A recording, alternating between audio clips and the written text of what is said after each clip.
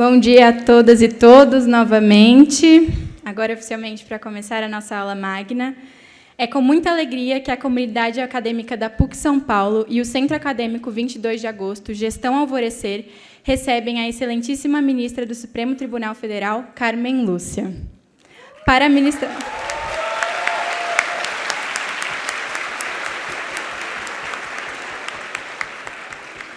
ministrar essa aula magna como marco do início do ano letivo de 2023 e recepção aos integrantes do curso de Direito.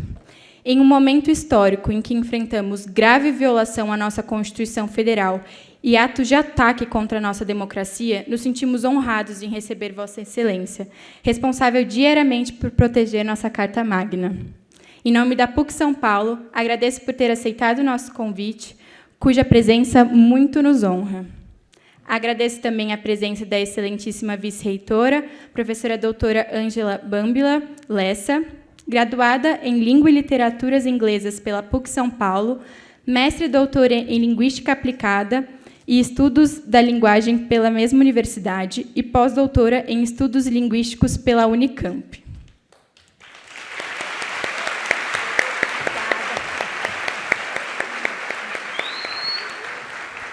Também agradeço a presença do diretor da Faculdade de Direito, professor doutor Vidal Serrano Nunes Júnior, graduado em Direito pela PUC São Paulo, mestre doutor e livre docente em Direito pela mesma universidade, procurador de Justiça do Estado de São Paulo.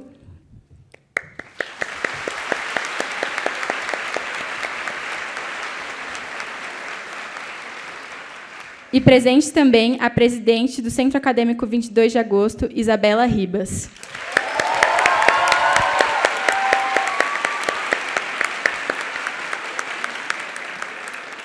Neste momento, passo a palavra para a vice-reitora para fazer o seu discurso inicial. Bom dia a todas e todos. Eu vou fazer uma fala muito breve, porque a nossa estrela aqui é que deverá receber a maior parte do tempo. Mas eu gostaria de dizer que, em nome da nossa magnífica reitora, a professora Maria Amália Pia Andere, que está em uma viagem, em uma missão fora do Brasil, é um prazer receber a nossa magnífica, a excelente, a professora Carmen Lúcia. É um prazer recebê-la aqui. Quero enfatizar brevemente a importância deste evento, porque a PUC, que sempre se caracterizou como um local de resistência, de luta pela democracia, e que está aqui hoje recebendo para a aula magna a professora Carmen Lúcia, neste teatro que muito significa para nós, que tem aqui todas as marcas, né, do que aconteceu, do incêndio, e depois da opção que se fez para manter aqui, para manter viva a nossa memória de que somos um centro de resistência e que prezamos o nosso princípio maior, que é a democracia. Agradeço também aos nossos alunos, né, a presidente do CA 22 de Agosto, que teve muitos, né, nem vou enumerar aqui, mas muitas pessoas de projeção que estão aí lutando até hoje, e então são os alunos, junto com os professores, aqui o professor Dr. Vidal Serrano, diretor do curso da Faculdade de Direito, todos os professores que estão aqui. Então, eu agradeço muito toda essa força de vocês para receber aqui a professora, estou chamando de professora, Carmen Lúcia. Muito obrigada, me sinto muito honrada de estar aqui com a senhora. Muito obrigada.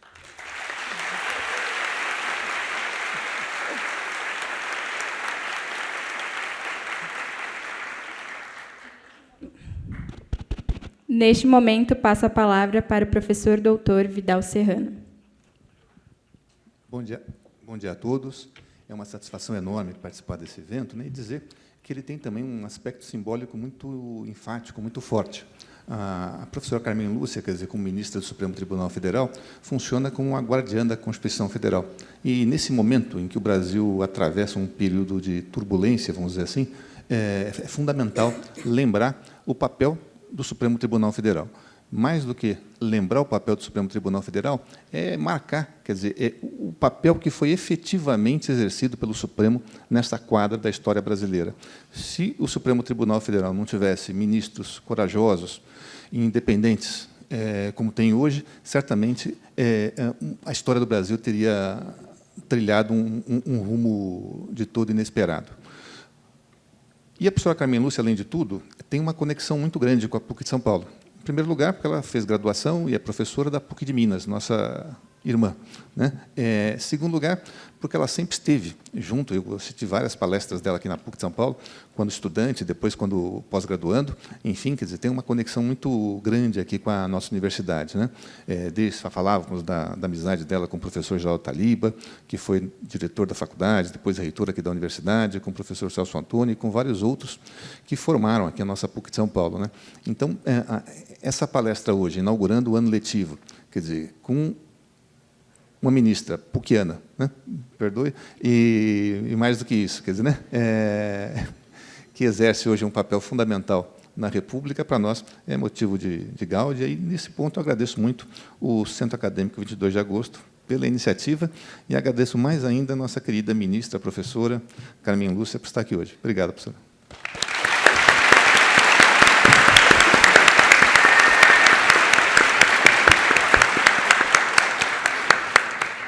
Gostaria também, antes de passar a palavra para a Isa, registrar a presença de outras pessoas que estão aqui para representar a PUC, né? O professor doutor Márcio Alves da Fonseca, pró-reitor de pós-graduação da PUC São Paulo, a professora doutora Mônica de Mello, pró-reitora de Cultura e Relações Comunitárias da PUC São Paulo, professora doutora Mariângela Belfiore Vanderlei, chefe de gabinete da reitoria da PUC São Paulo, professora doutora Altair Pupo, pró-reitora de Educação Continuada da PUC São Paulo.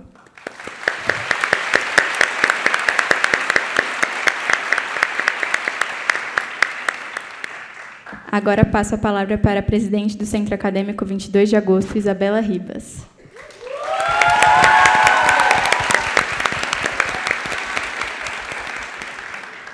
Bom dia a todos e a todas que compareceram a esse evento tão importante de boas-vindas aos calouros de 2023 do curso de Direito da PUC São Paulo.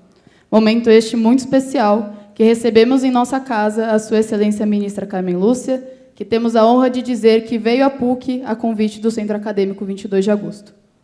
Agradecemos a presença de todos os calouros e alunos, dos professores, funcionários e trabalhadores da nossa universidade, da Atlética e da Bateria, dos nossos centros acadêmicos irmãos, o Centro Acadêmico João Mendes do Mackenzie e o Centro Acadêmico 11 de Agosto da USP. Agradecemos também a presença da União Nacional dos Estudantes e da União Estadual dos Estudantes nas pessoas de suas presidentas. Agradeço também aos meus colegas da Gestão Alvorecer, que trabalharam muito para a realização desse evento. O Centro Acadêmico 22 de Agosto gostaria de proporcionar um momento inspirador e de profunda aprendizagem àqueles que acabam de começar uma jornada na universidade, aqueles que tiveram, nos últimos dias, as primeiras sensações do que é ser um filho da PUC. Faço também uma menção especial à nossa Comissão de Permanência Estudantil e a todos os coletivos de nossa faculdade. Não basta reconhecer a situação comum dos alunos, é preciso reconhecer que há aqueles que, por diversos fatores, sistematicamente, são excluídos do convívio esperado. Aqui falo especificamente da necessidade do Centro Acadêmico 22 de Agosto de pensar e pressionar a universidade, quando preciso, a amparar a situação do aluno e da aluna bolsista. Seremos uma universidade...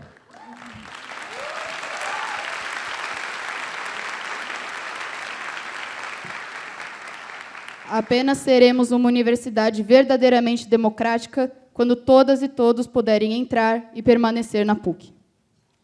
Calouros, como estudantes de Direito, vocês aprenderão ao longo da faculdade sobre as leis, o funcionamento do Estado, mas aprenderão também que os direitos que temos hoje são frutos de uma longa história de luta. Lembrem-se que os direitos não são mera concessão da classe dominante ou fruto da natureza. Eles foram conquistados por muitos que entregaram seu sangue e suas vidas pelo Estado Democrático de Direito.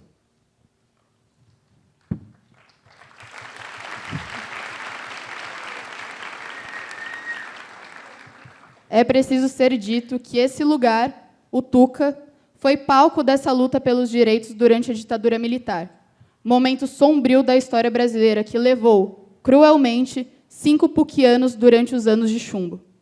É importante dizer seus nomes para que nunca esqueçamos. Silon Cunha Brum, presente. José Wilson Lessa Sabag, presente. Luiz Almeida Araújo, presente. Maria Augusta Tomás, presente. E Carlos Eduardo Pires Fleury. Presente. Hoje, eu estou nessa posição como representante do centro acadêmico e vocês estão aqui como estudantes, professores, membros de juventudes partidárias, dentro de uma universidade que discute política e debate ideias, porque, antes de nós, tiveram aqueles dispostos a dar suas vidas para lutar contra o autoritarismo, a favor da democracia e para a promulgação de uma Constituição garantidora de direitos. A PUC tem uma herança de luta e cumpre o papel de formar operadores do direito pensantes e defensores da nossa Constituição. Estamos na presença de Sua Excelência Ministra Carmen Lúcia, que é um exemplo de defesa dos direitos constitucionais e atua como uma verdadeira guardiã da Constituição, enquanto ministra do Supremo Tribunal Federal. Corte esta que atuou incansavelmente durante a pandemia e durante os anos mais difíceis desde a redemocratização, barrando retrocessos e mantendo de pé o Estado democrático de direito. Por isso, tenho certeza que todos os brasileiros e brasileiras são profundamente gratos. Diante da barbárie que presenciamos, horrorizados, no dia 8 de janeiro de 2023, de todas as aventuras golpistas, devemos reafirmar nosso compromisso em defesa da Constituição, mantendo em mente sempre a frase dita por Ulisses Guimarães em 1988: traidor da Constituição é traidor da pátria.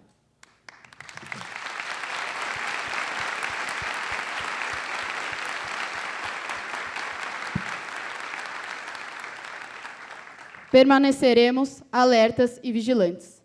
Para vocês, nossos calouros, pedimos que guardem consigo a célebre frase da comunidade puquiana: não se cala a consciência de um povo. Muito obrigada.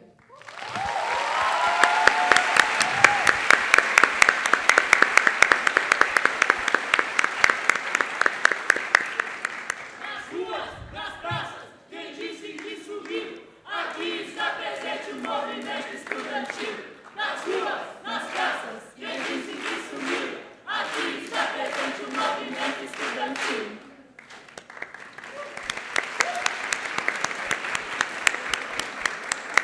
Neste momento, para efetivamente darmos início à nossa aula magna, trago uma breve apresentação da excelentíssima ministra Carmen Lúcia.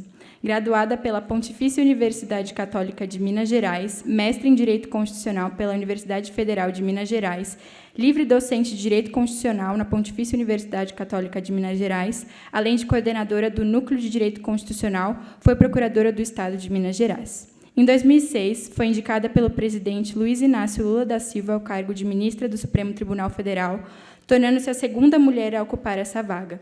Assumiu a presidência dessa corte e do Conselho Nacional de Justiça de 2016 a 2018. Exerceu também os cargos de ministra e presidente do Tribunal Superior Eleitoral de 2008 a 2013. Em agosto de 2022, reconduziu ao cargo de ministra efetiva do TSE. Agora, concedo a palavra à excelentíssima ministra para tratar do tema Direito e o país que queremos em 2023.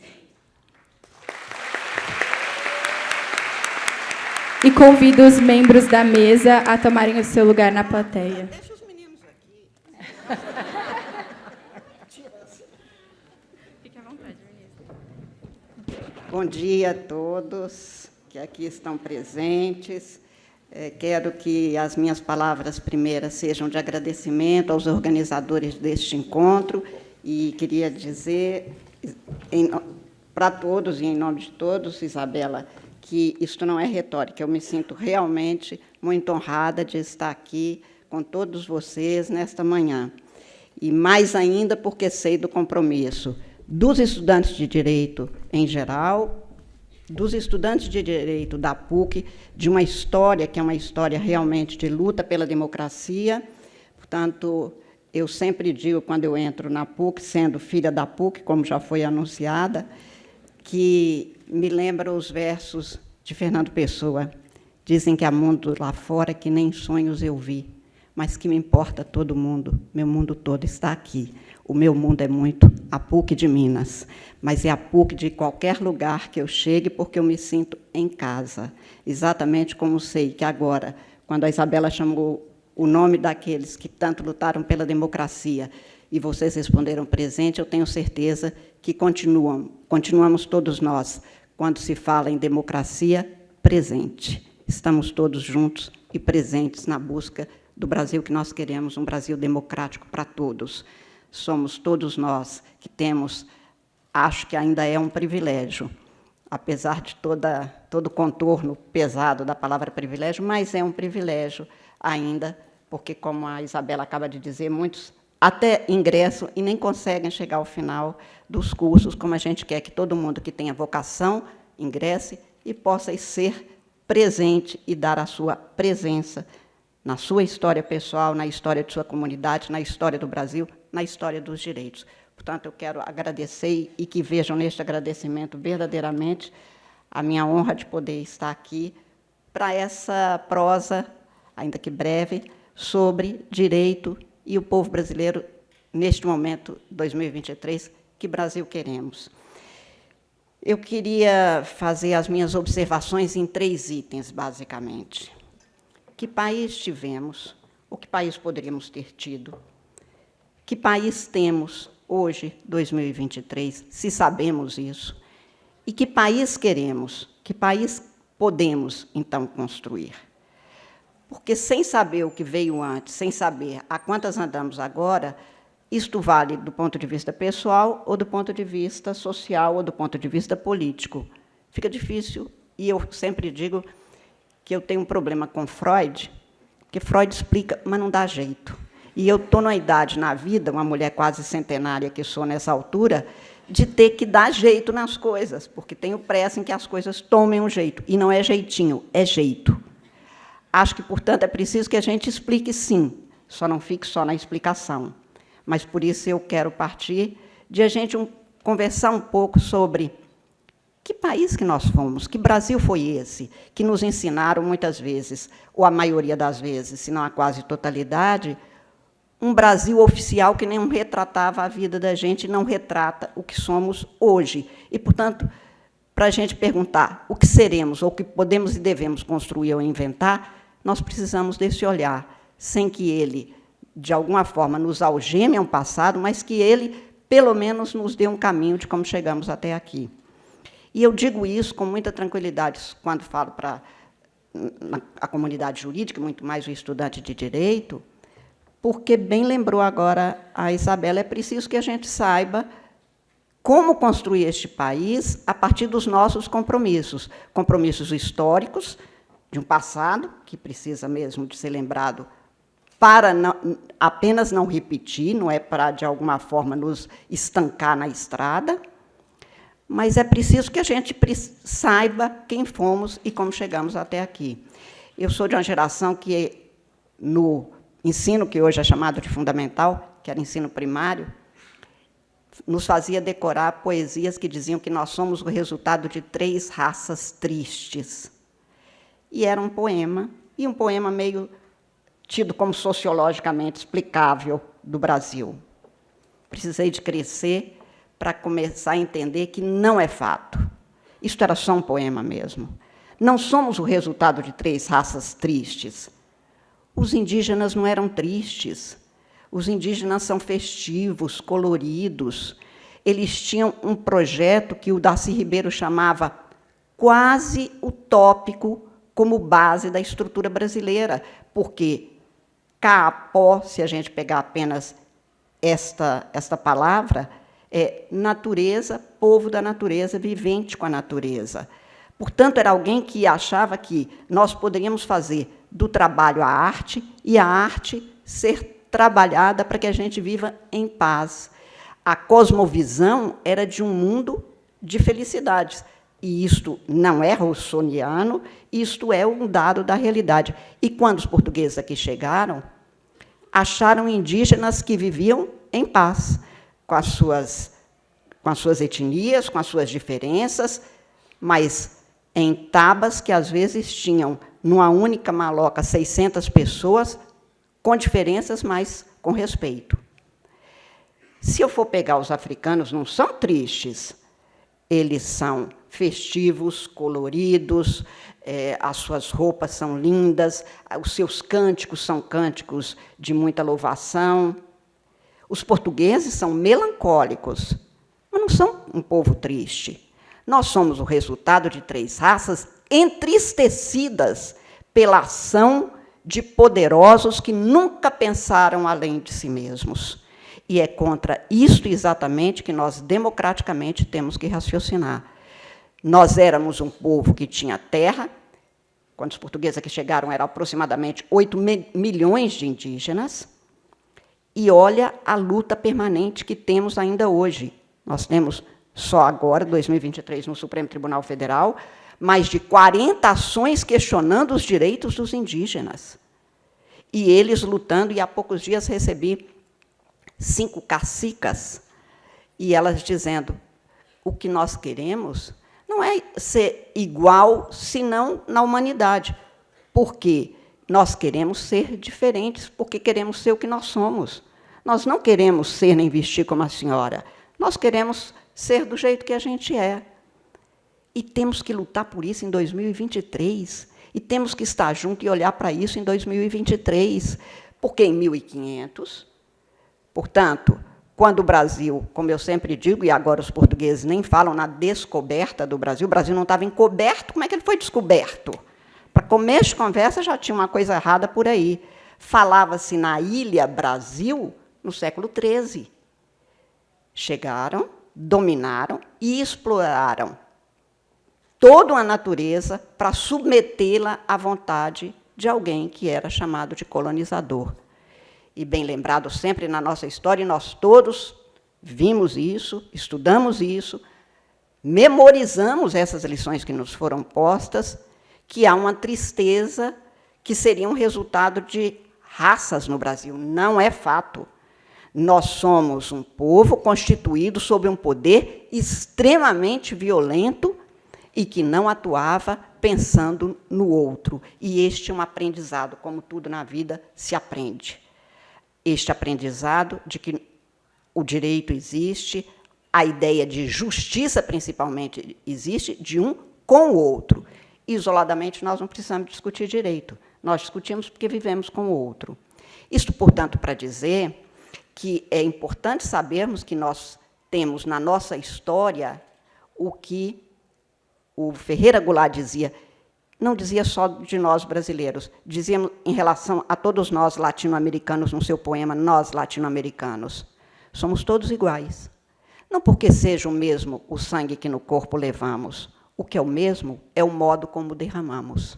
E nós temos derramado sangues e sangues de brasileiros e de outras pessoas sem nenhum compromisso com a vida. Qual o diferencial neste olhar que o direito põe na história do Brasil?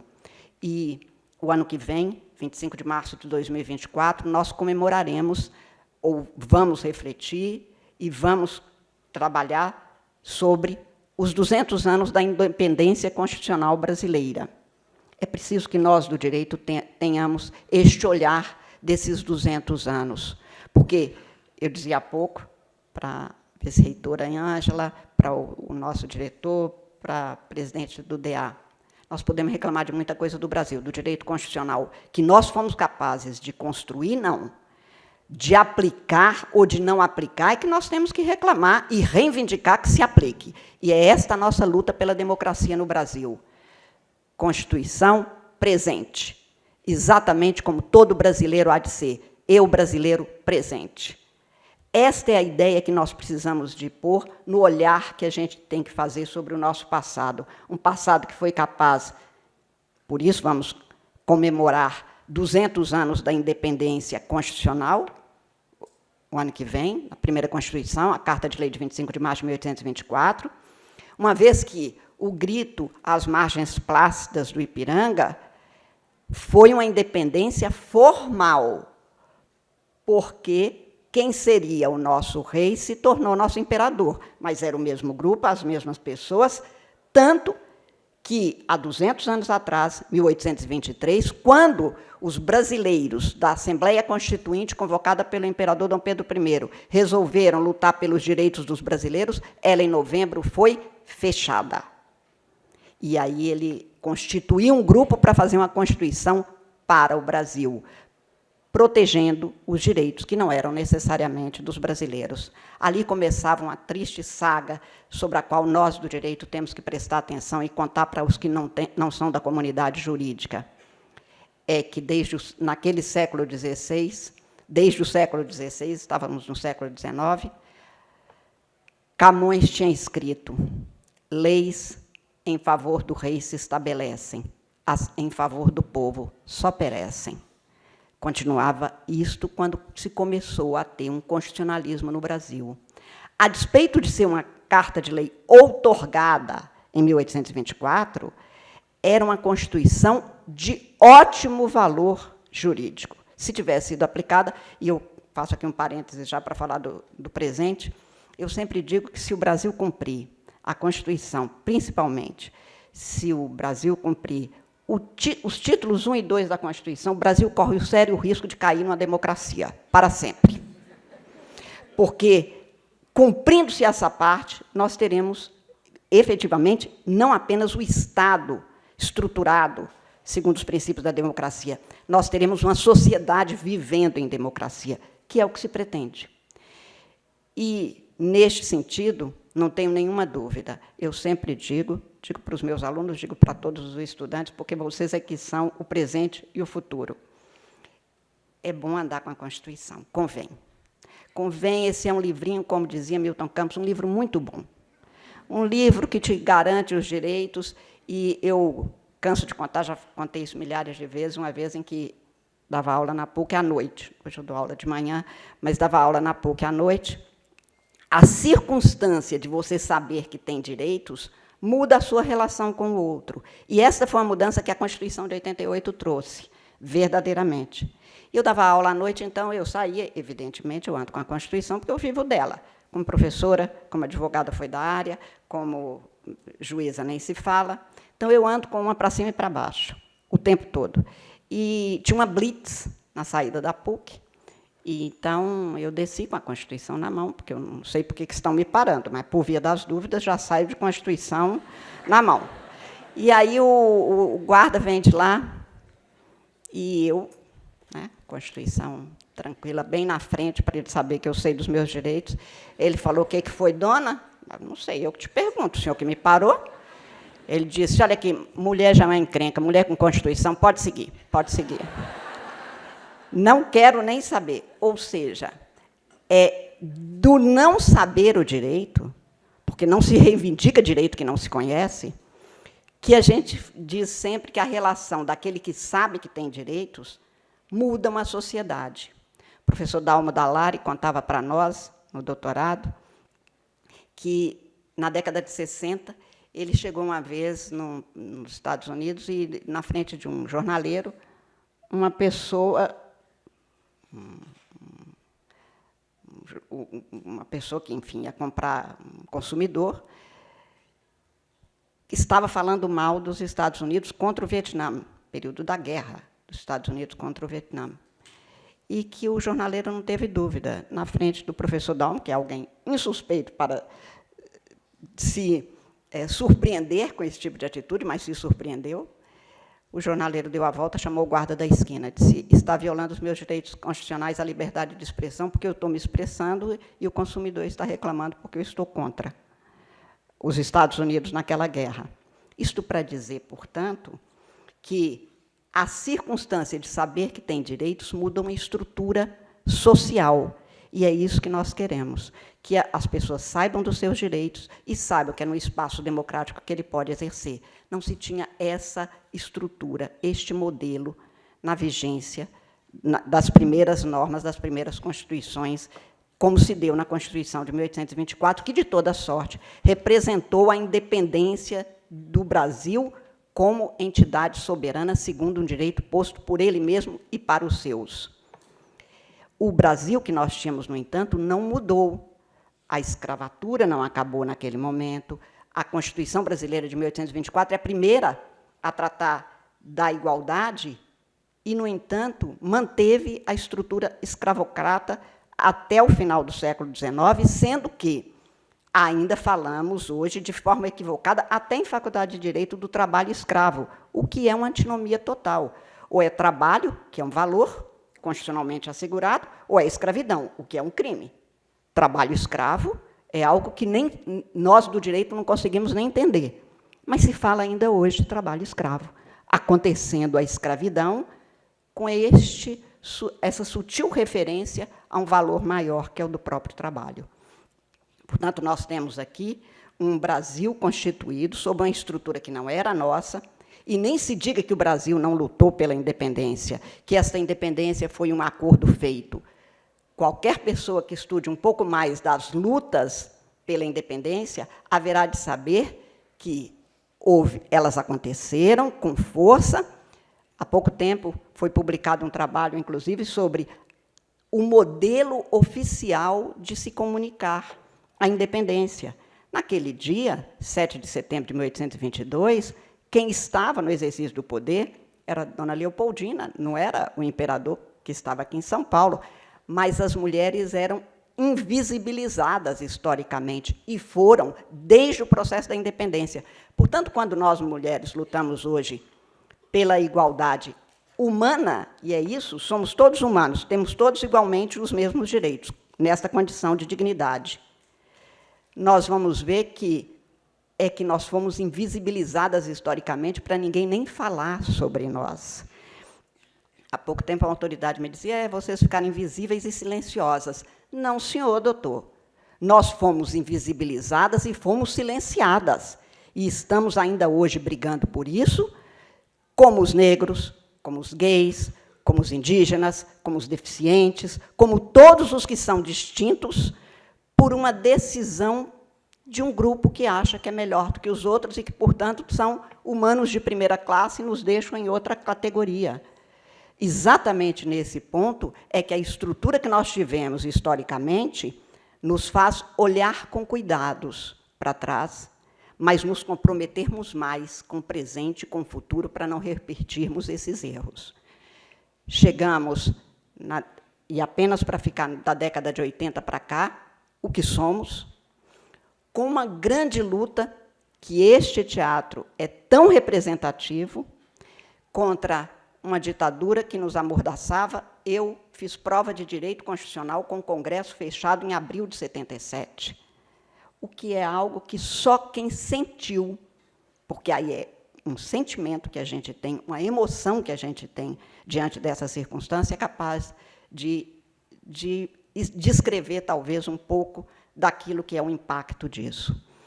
Não haver liberdade é você perder um pouco de si mesmo, ou muito de si mesmo. Você não ser capaz de se dar a sua própria vocação, aquilo que você quer ser, como ser humano, como cidadão, como membro da sociedade humana. Este quadro, portanto, que nós tivemos, e que eu ainda vivi na década de 70, foi revertido por lutas como essas que vocês agora há pouco falavam. Estamos presentes nas praças, nas ruas, pagando o preço desta presença, porque, então, era o preço que se pagava, e se pagava com a vida, e não foram poucos. Vocês estudam hoje, basicamente, com uma matrícula que é por disciplina. E isto não foi ocasional, se alguém acha que foi. Até a geração que me antecede, a matrícula era pelo ano todo. Mas, como alguns, durante a ditadura, o estudante de direito é sempre o mais criativo, e eu digo não por vaidade, como um colega meu acha que eu sou vaidosa de supor que, porque estamos na área do direito, eu digo não. Eu digo que o estudante de direito é o mais criativo por experiência como professora. Basta ver, a gente pergunta qualquer coisa para vocês. A natureza jurídica do pólen, ele responde. Não tem confusão. Por isso é que eu sempre digo, professora Ângela, que eu peço, na hora das dos testes, dos exames, para não colarem. É porque, às vezes, escuta mal e descreve outra coisa. Eu já tive cada experiência terrível com prova de quem cola. Não é? Pergunta sobre o sistema de freios e contrapesos, o menino escuta o outro falar sistema de freios e contratempos e responde sobre os contratempos, que no Brasil freio não tem muito, mas os contratempos são desde Álvares Cabral. E aí ele descreve as caravanas. E aí é impressionante a criatividade nossa. Isto vale, até outro dia eu dizia para falei assim, olha, eu não vou nem falar nada, porque você vai ser um excelente advogado, porque advogado tem que ser criativo, claro. O direito só anda pela criatividade do advogado. Então, é preciso mesmo que seja. Esta criatividade que nós temos para fazer valer os nossos direitos, principalmente. E é este o papel, e por isso é que é uma conquista da humanidade, ninguém que é acusado de alguma coisa prescindir de um advogado. Ele até pode, mas se ele exigir, e desde essa Constituição de 88, até mesmo no processo administrativo, ele pode exigir que o Estado lhe pague um advogado, porque é o advogado que vai trazer todos os dados, criar e recriar para garantir os direitos constitucionalmente assegurados. A década de 70 foi uma década na qual se permitiu a matrícula por disciplina nas faculdades de direito, inicialmente, porque, de vez em quando, sumia um colega nosso. E, quando você tem um ano inteiro juntos, nós, professores, perguntamos, cadê o fulano? Ué, ele, de fato, cadê ele? Quando é por disciplina, a matrícula, muitas vezes a gente pergunta por ele diz, ele não faz toda a matéria comigo. Não. O laço afetivo e humano que reúne um grupo é muito mais frágil. E, por isso, a falta é menos sentida. Foi por isso que foi introduzido. Do mesmo jeito que eu cansei de perguntar, ainda na condição de estudante, por que a gente tinha 3 períodos de direito constitucional e 9 de direito civil? Nada contra o direito civil. Fique claro. Mas o direito constitucional é o direito dos direitos, porque todos os direitos têm que se basear nele. Porque, na ditadura do Vargas, ele resolveu que direito constitucional, estudante de direito, já é muito efervescente, muito revolucionário, melhor criar a disciplina Teoria do Estado, que ele deu para um amigo dele, inicialmente, as cátedras, e deixar só 2 semestres de direito constitucional. Nenhum de vocês imagine que nada é planejado. Tudo é planejado. Pode ter certeza. Qualquer mudança que apareça, nós temos que saber quem fez, a quem interessa, por que se fez e como se fez. Não é diferente nas faculdades de direito, no direito constitucional, de jeito nenhum. Porque nós temos ótimos constitucionalistas, sempre tivemos. Nós tivemos, há 200 anos atrás, Pimenta Bueno, chegamos ao século XXI com o professor Dalmo Dallari, professor Paulo Bonavides, professor Geraldo Ataliba, professor Celso Antônio, professor José Afonso da Silva, nem sei quantos, Raul Machado Horta, que poderiam ser enumerados. Nós não tivemos a falha dos professores. Pelo contrário, nós tivemos professores que se sacrificaram, estou citando o meu orientador, Dalmo Dallari, que teve o sacrifício pessoal e foi pessoalmente agredido pela sua condição de um professor independente. Portanto, nós chegamos à década de 80, com a sociedade, como eu dizia então, com o espelho na mão, todo mundo querendo participar e ter direitos. Isto leva à construção da Constituição, à elaboração da Constituição de 1988. Várias vezes eu vi crítica, e continuo vendo muitas críticas a essa Constituição, que começaram antes dela ser promulgada. Diziam, esta é uma Constituição muito longa, esta é uma Constituição com muitos direitos, esta é uma Constituição que só dá direitos. Quem critica a Constituição, e não é que ela não tenha defeito, toda Constituição tem defeito. Isabela lembrou há pouco Ulisses Guimarães, na tarde de 5 de outubro de 1988, naquele discurso ele também dizia, a Constituição não é perfeita. Ela mesmo reconhece, tanto que admite mudanças. Porque o direito muda, porque a vida muda, porque é isso mesmo. Não significa que ela seja intocável, mas significa que, enquanto ela vigorar, ela tem de ser cumprida. dizia Ulisses naquela tarde. Criticar, sim. Divergir, sim. Descumprir, jamais. E, por isso, vinha a frase, traidor da Constituição é traidor da pátria.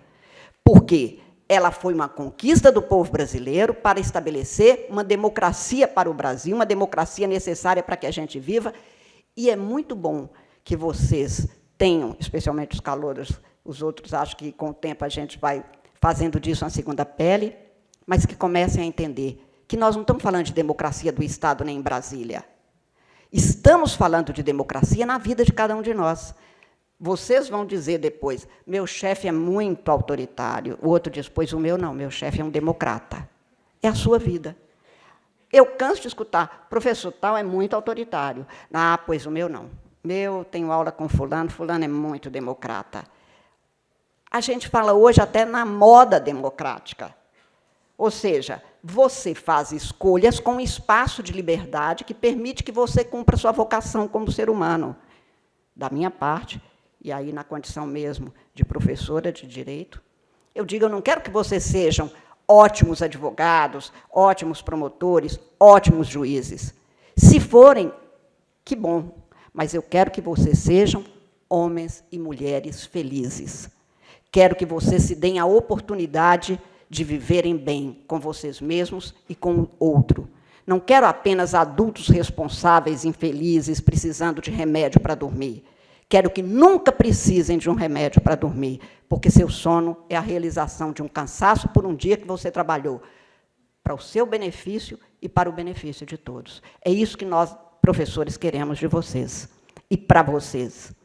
E, claro, para isso, no direito, não há como entrar sem se comprometer com vocês mesmos e com os outros.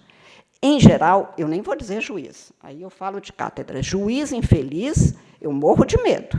Eu acho que juiz infeliz, ele tende a infelicitar também os outros, porque ele nem sabe o que é a busca de ser, de estar bem. Claro que eu poderia até citar Guimarães Rosa, para quem felicidade é só umas horinhas de descuido. Pois se descuidem de vez em quando, porque ninguém aguenta o estresse permanente de uma vida sem nenhum compromisso com algumas alegrias. Fica ruim, fica chato. Mas eu não quero também advogados nervosos, sempre estressadíssimos, achando que o mundo... Não. Isso aqui é uma aventura. Não leve isso aqui como um desafio férreo, com gana de briga. O direito tem compromisso com a vida. Por isso é que nós precisamos do espaço democrático, na vida pessoal, na vida familiar, na vida da comunidade e na vida de um povo. Chegamos, foi desse jeito. A década de 80 era uma década em que nós estávamos nos shows, nas ruas, nas praças, e terminávamos nossas... No caso, nós mineiros nem se fala, né? As serenatas de Ouro Preto, porque tinha ótimo preparo físico, e não tinha juízo nenhum, devo dizer, não acho que vocês devam fazer o que fizemos. Fizemos muitas coisas que agora, se um sobrinho fizer, eu vou ficar a madrugada inteira com raiva. Mas, a verdade é que nós fizemos. Nas serenatas, terminávamos cantando. Você me abre os seus braços e a gente faz um país. E era isso que a gente queria. E era isso que o povo brasileiro foi para as ruas. Pedir, reivindicar, exigir e realizar. E foi feita essa Constituição. Disse, ela é muito longa, palavrosa. Claro, nós somos um povo palavroso. Nós temos uma Constituição que precisa de estabelecer com todas as letras que o ingresso no serviço público depende de concurso público de provas e títulos. E nós temos, hoje, no Supremo, mais de 34 anos depois do início de vigência dessa Constituição, dezenas de casos de nepotismo que chega porque o fulano indica a mãe para o cargo de irmã, se bobear. Tal a confusão que é feita. Por isso mesmo é que nós precisávamos dessa Constituição. Claro, a Constituição foi promulgada porque foi criticada porque ali se tinha uma norma, o artigo 192, que foi revogada antes de ser regulamentada, que estabelecia um juro de 12% ao ano. Isto virou um deboche. E eu dizia, sabia que a Constituição Suíça, de 1835, proibiu o absinto? Imagina se aqui a gente fosse proibir cachaça na Constituição. É que este era um problema para o suíço. O juro altíssimo era um problema para o Brasil. A Constituição trata do que é o principal problema num determinado campo, numa determinada circunstância. Mas também não é isso que faz dela perfeita ou imperfeita. É como nós fazemos o que ela fez, como ela se propôs. Um pouco, a Constituição é como a vida da gente. O que é da nossa essência, o que nos torna cada um ser o que somos, não é o que fizeram da gente, é o que a gente fez do que fizeram da gente. É como nós nos transformamos, é como nós nos construímos. Chegamos à década de 80, Tancredo começou a campanha dele para a eleição, por um congresso, por uma assembleia, que não era votação direta, com o slogan, e era um slogan mesmo, Nova República. Esse mesmo slogan tinha sido usado 2 anos antes pela Alfonsín, na Argentina, contra a ditadura argentina. Mas a ideia, apesar de ser um slogan, é muito boa. Nós queríamos uma república, e era outra. Não era aquilo que a gente vivia sob o palio de uma Constituição que nem nome de Constituição tinha. Chamava-se emenda. Era a emenda que hoje a gente fala emenda número 1, que também não tinha número. Imaginava-se que seria só ela, eu estou imaginando quem outorgou, em 69. Nós chegamos a ter, o Brasil é um país bacana, assim, tem que ter cuidado para interpretar, porque nós já tivemos Constituição, tinha nome de Constituição, jeito de Constituição, e nunca foi aplicada, a de 37. A gente até passa, em geral, por cima dela nas aulas de Constitucional. Nunca foi aplicada.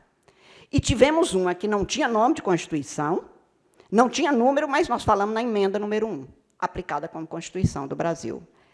Ela não servia a um espaço democrático. Por isso, nos reconstruímos. Por isso, nos propusemos a nos reinventar. E nos reinventamos. Essa Constituição muda o constitucionalismo brasileiro, muda o direito brasileiro, muda a ideia de justiça no Brasil. Quando se formarem, vocês vão jurar perante a Ordem dos Advogados do Brasil, quem for fazer a prova da OAB, quem for defensor no seu concurso, jurar pela justiça, e esperando que o direito seja democraticamente posto. Por isso, ele realiza uma ideia de justiça. O que é justo, cada povo fala em cada momento, em cada hora.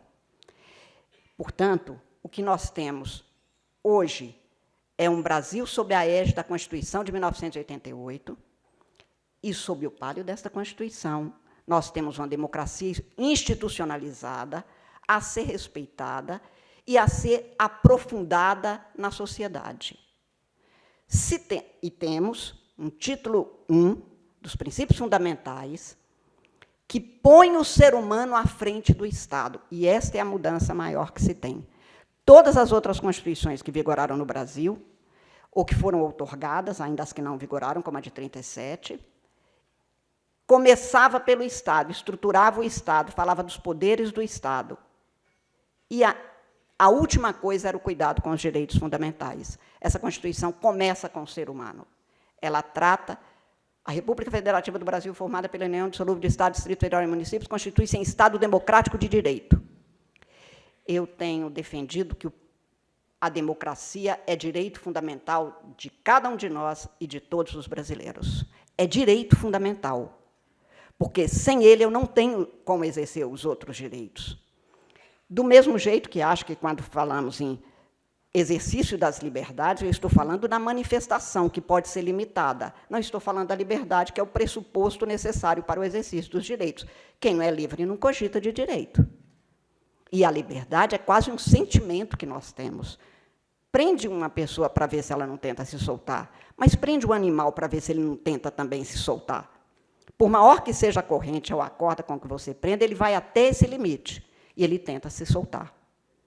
Não é diferente com o ser humano, nem poderia. Esta é a dádiva, o valor essencial do ser humano, a sua liberdade para ele ser o que ele é, o que ele quer ser, para ele cumprir sua vocação, realizar seu talento. Era isso que nós queríamos, e, por isso, o Estado Democrático de Direito está institucionalmente estabelecido no artigo 1º, e tem como fundamento o princípio mais importante do direito brasileiro, o princípio mais importante do direito constitucional brasileiro, o princípio mais importante do que rege as nossas vidas, o princípio da dignidade humana. esta não é uma Constituição perfeita, lembrava Ulisses Guimarães, e é claro que não é, nenhuma é. Ela vai se aperfeiçoando ao longo da sua interpretação e aplicação. Porque, na verdade, hoje, nós não estamos preocupados só com a liberdade estática, com a igualdade estática, retratada num determinado momento. Nós, do direito, somos responsáveis pelo princípio libertador. Nós queremos a liberdade e libertação, a ação permanente pela liberdade de cada um e de todos, porque é isso a vida de todos nós. O bebê nasce, está no berço, a mãe deixa ali, para quem tem berço, e não se preocupa. Se ele tiver fome, ele chora, se ele tiver um mal-estar, ele grita, mas não pode sair do berço. Ele cresce e sai do berço, mas não pode sair do quarto. Ele sai do quarto, mas não pode sair de casa. Ele sai de casa, mas não pode atravessar a rua, que é perigoso. Você vive alargando os espaços para além dos perigos da vida. Um dia você atravessa a rua, atravessa a cidade, atravessa o mundo, atravessa a vida. É disso que é feita a vida, de travessias.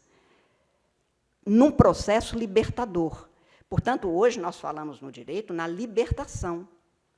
Esse espaço que a gente vai ampliando e conquistando novos direitos. No final da década de 90, Norberto Bobbio publicava, ou era publicado por Norberto Bobbio, a obra em que ele fala que os direitos tinham sido conquistados. O século XXI seria do Poder Judiciário, que era para aplicar e exigir o cumprimento dos direitos. Aprendemos já, neste século, que o ser humano não para de conquistar direitos. Eu vejo agora, em alguns estados, não chegou ainda ao Brasil, mas há de chegar, se Deus quiser, o direito ao silêncio que os europeus já têm, que proíbem aviões no território, a não ser em emergências, porque eles dizem, os portugueses têm direito ao silêncio, os alemães têm direito a dormir numa situação de silêncio. É uma conquista, não se falava disso até há muito pouco tempo atrás.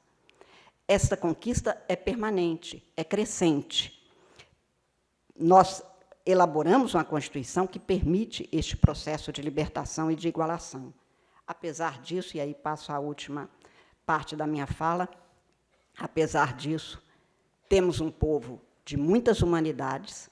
Hoje, cada um de nós veio aqui com os recursos que tinha de transporte, mas uma mulher haverá de ter pego o seu filho agora de manhã pela mão no alto de uma floresta e caminhará um dia ou dois para chegar a um posto de saúde levando essa criança.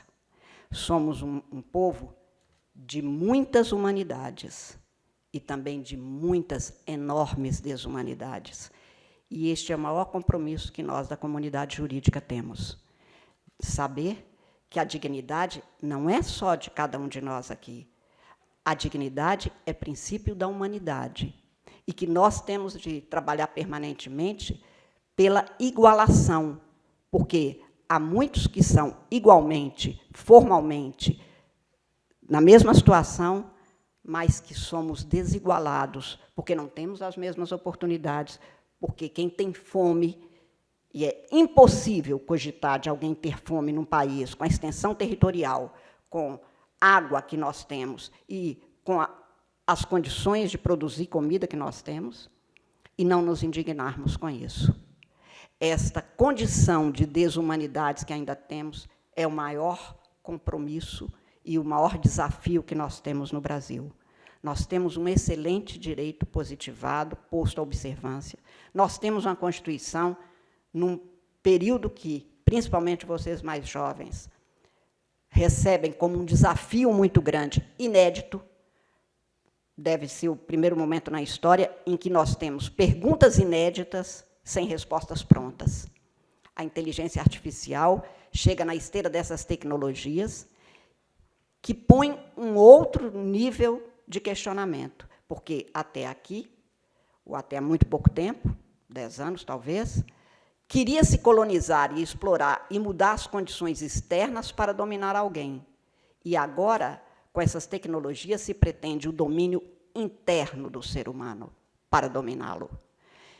Eu tenho um grande amigo, Marcelo Cerqueira, que, na sua juventude, quando era do Partido Comunista, não era só da sua juventude, um velho e grande advogado brasileiro, Ele dizia que no partido era assim, você pensa que pensa, pensa mal. Quem pensa por você é o Comitê Central. Você não pensa nada. Eu digo hoje para os meus alunos, nós não podemos permitir que alguém pense por nós. O problema é que há uma certa indolência para pensar quando, diante de uma tela, alguém te oferece algo que parece informação, e as telas entram nas pessoas com informações falsas, as tais fake news que eu falo, são mentiras, dê nome às coisas, porque nós do direito, quanto mais as palavras tiverem coerência com o conteúdo, tanto melhor. A mentira, a desinformação, a falsidade é planejada e tem um objetivo, e o objetivo é desinformar. E você tem o direito de livremente se informar. Vocês têm o desafio de ter uma inteligência artificial que é um algoritmo que pensa por você, não precisa de pensar. Ninguém é livre sem assumir a sua própria responsabilidade pelo pensamento, porque do seu pensamento vem a ideia se transforma em ação, e a ação se transforma o mundo. E é exatamente isso que a gente quer e espera deste Brasil de 2023.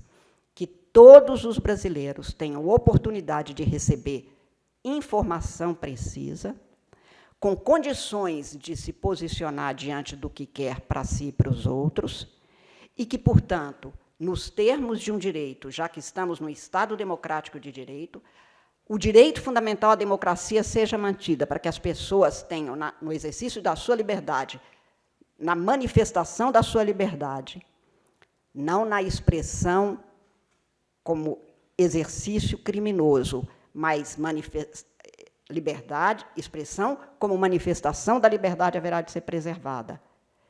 Mas que todo mundo tenha a capacidade de fazer as suas escolhas, assumindo a responsabilidade por si e pelo Brasil. O Brasil não é um país fácil. A vida não é fácil.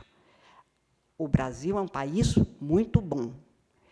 E eu digo sempre que, a despeito de todos os problemas que nós temos, há algo que nos liga a este país, que é mesmo a ideia de que nós somos uma pátria e somos um povo, com toda a diversidade, com toda a pluralidade que nos enriquece, que o Darcy Ribeiro dizia, somos um povo sincrético, um povo que pode se inventar de novo, porque não temos outros compromissos, senão com o que fizeram de nós e o que nós vamos fazer disso que fizeram de nós.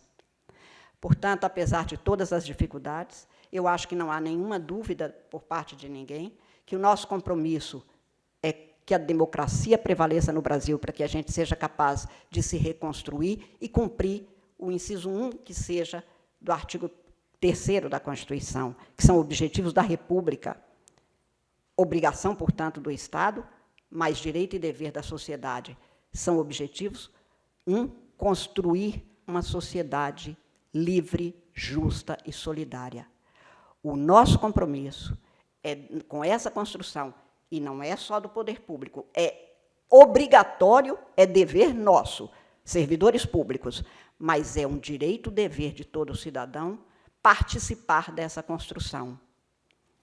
Afinal, apesar dos pesares, e que não são poucos, imagina para mim, que tenho passado, como integrante do Supremo, tudo que vocês mesmos lembraram agora, com um janeiro tão tempestuoso, criminosamente tendente a questionar, abolir a democracia brasileira. Apesar de tudo, eu digo, vale muito a pena o Brasil. O Brasil é um país e o brasileiro é alguém que vale a pena. E é por ele que nós continuamos. Eu sempre lembro, nessas horas, e com isso eu termino a minha fala, lembrando o Vinícius de Moraes. Nem te direi teu nome, pátria minha. Teu nome é pátria amada, é pátria minha. A pátria de todos nós. Nós somos essa pátria. Ela será o que nós fizermos dela. Eu acredito que vocês farão uma democracia que vale a pena. Muito obrigada.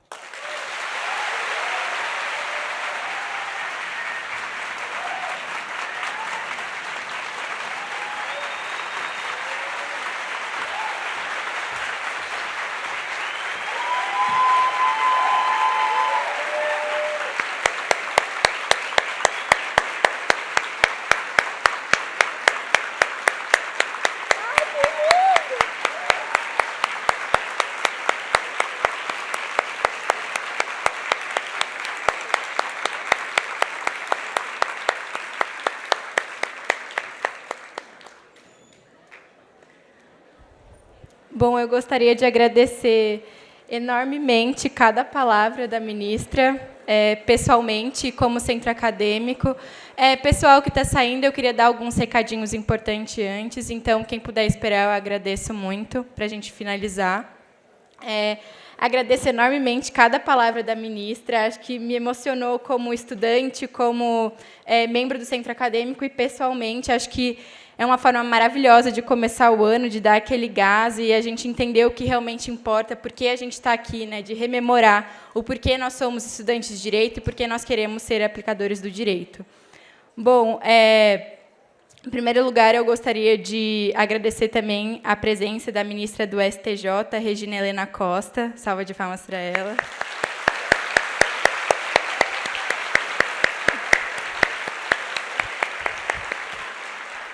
Obrigada pela presença.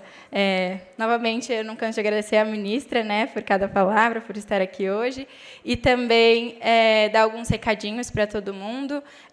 O QR Code para conseguir as horas complementares vão estar ali fora, né, conforme eu falei, com a associação para o centro acadêmico, como eu falei no começo, é de extrema relevância e importância para nós. É só com esse fundo da associação do centro acadêmico que a gente consegue promover eventos como esse e continuar com a atuação da assistência judiciária, porque 70% do valor da associação vai diretamente para a AJ do centro acadêmico. Além disso, eu queria dar outro recado, né, sobre as arrecadações para as vítimas do litoral norte. Hoje, do lado de fora do Tuca, a gente ainda está arrecadando, e também até sexta-feira, quem quiser trazer as doações, quem puder e quiser trazer, pode deixar no espaço de convivência São Tomás de Aquino, que fica no primeiro andar, no espaço da Pastoral. Acho que é isso, queria agradecer a presença de todo mundo, foi um dia muito especial, para mim, acredito que para vocês também. E também vou dar o recado, obrigada, Léo, e dar o recado sobre os próximos eventos, porque a semana de recepção de calouros não para, ela começou muito bem, mas ainda teremos mais alguns eventos. Na terça-feira, amanhã, dia 28, nós vamos ter a palestra em conjunto com um grupo de estudos de direito desportivo, no período da manhã, no auditório 333, Elas em Campo. Nós vamos falar um pouco sobre o futebol feminino e a ligação com o direito. E, à noite, nós vamos ter o Cinema do 22, no auditório 100, onde vai passar o filme Medida Provisória, um filme nacional muito bacana. No dia 1º, na quarta-feira, a gente vai ter a palestra com o professor da casa, Pedro Serrano, palestra sobre autoritarismo líquido. E, na quinta-feira, dia 2/3, nós vamos ter a roda de conversa com os veteranos, tanto no período da manhã quanto da tarde, no Pátio da Cruz, em que os veteranos do curso de Direito vão poder conversar com mais proximidade com os calouros ingressantes do curso de Direito. Muito obrigada pela participação de todos e, novamente, uma salva de palmas para a nossa queridíssima ministra.